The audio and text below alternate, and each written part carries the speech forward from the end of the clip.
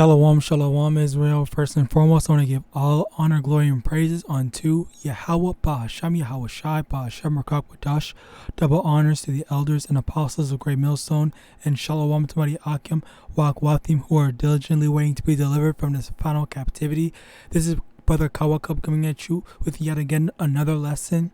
In 2 Ezra chapter 14 verse 17, for look how much the world shall be weaker through age, so much more shall evils increase upon them that dwell therein. And this is a scripture that I've gone into many times because there's just so many different lessons that you can extract from this. There's so many different things that you can learn, or not necessarily learn, but understand from this one statement. Okay, there's a lot of different ways that people can become weaker or less capable, less competent. All right, and this is an example of that. You can literally look at how the world is now compared to 20 years ago.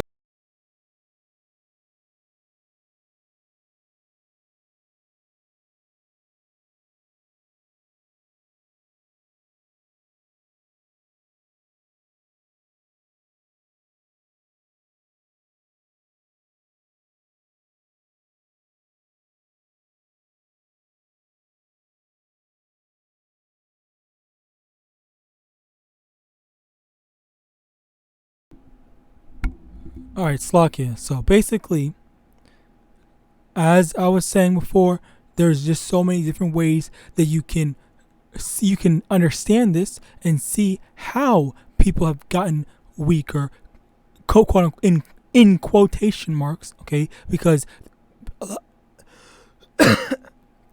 20 years ago, the how people act is vastly different to now, as well as 30 years ago, 50 years ago, 100 years ago. They are just vastly different. All right, and this is just yet another way that I'm going to be talking about it, and this is in the transformation from masculinity into femininity. All right, so let's get this. 1 Corinthians chapter 6 verse 9, know ye not that the unrighteous shall not inherit the kingdom of Yahawah? Be not deceived, neither fornicators, nor adulterers, nor effeminate, key word here, nor abusers of themselves of mankind. Not necessarily that, but that also just ties in with effeminate. All right, and as you know, I probably can't say it flat out. Anyway, the main thing that we're getting into is effeminate, and while there is that whole different can of worms in terms of the abusers of themselves with mankind, but that's not what I'm going to be talking about today, because I'm pretty sure we've all heard, we all know, you're not allowed to be an abuser of yourself with mankind, both men and women and all that stuff. But the key thing that I'm talking about is how men today are effeminate in terms of, like, they're not as problem solving oriented as before. Now, what does that mean? Basically, there's an understanding that men are more logical. When they see a problem, or when they have a problem, what they want to do is solve that problem. They don't want to just talk about it or whine about it. They want that problem to be resolved and go away once and for all for good. All right. So as a result of this, when we see a problem, instead of just talking about it and just like debating, and that's another thing. Like the whole debate stuff. It's even this more so proves the uselessness in it. Okay, because people. Well, I'm not saying violence is the answer, but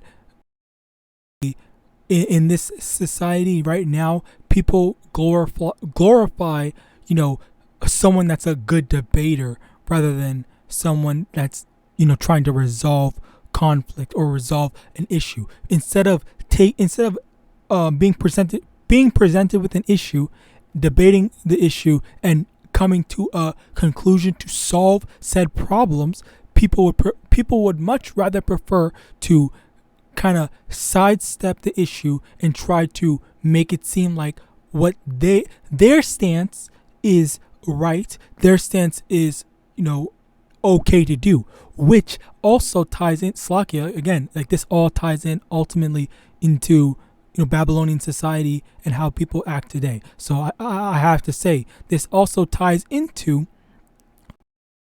after this Babylonian liberal doctrine, which funnily enough that is right next the next scripture, Isaiah chapter 32 verse 5. The vile person shall be no more called liberal, nor the churl said to be bountiful.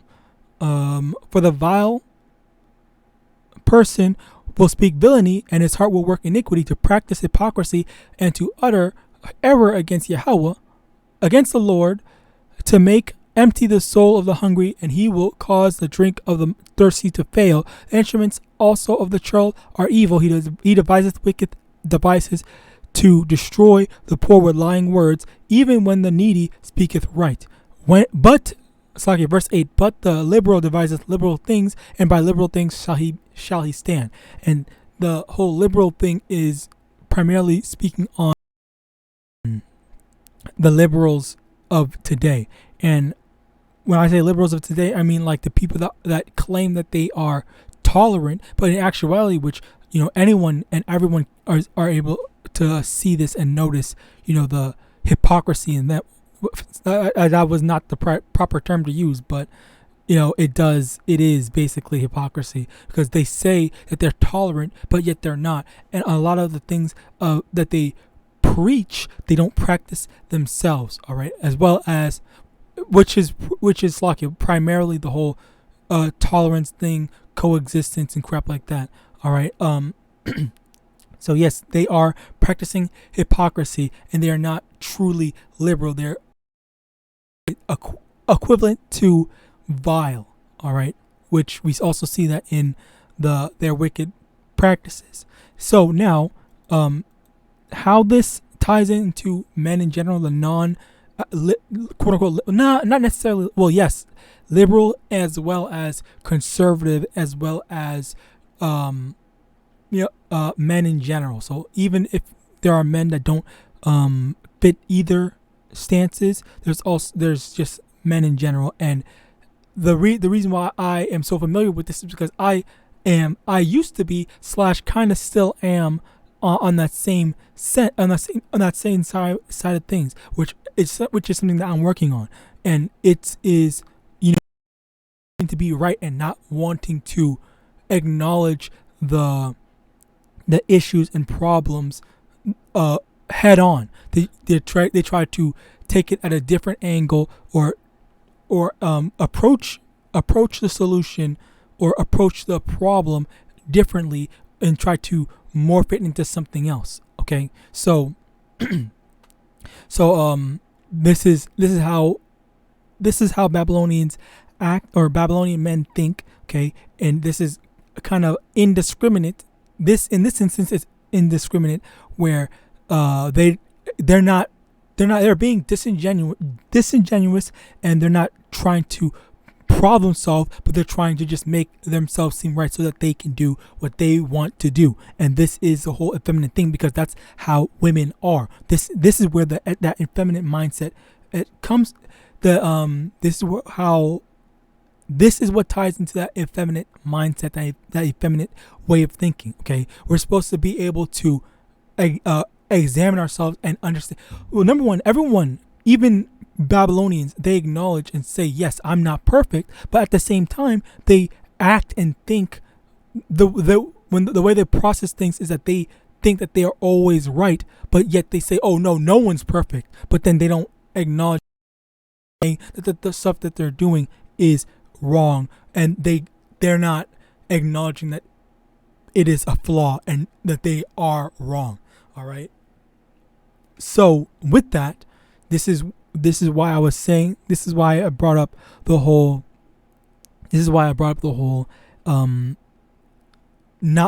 they're not logic thinkers, and they're letting their emotion, not necessarily emotions, but their desires of wanting to do certain things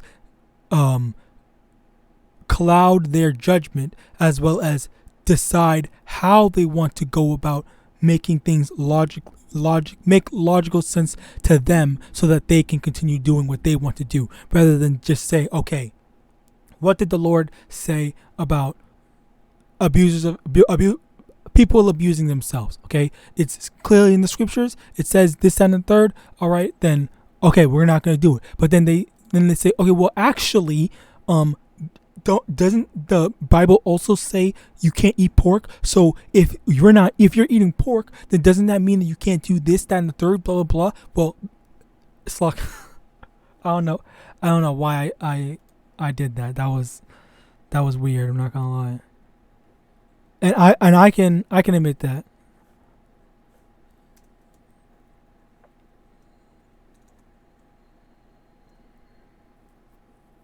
Bear with me. Okay, let me get it.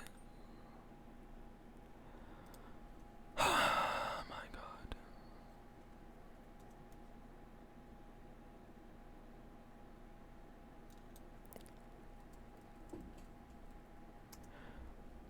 Leviticus chapter 18, verse 22. Damn, that is unfortunate.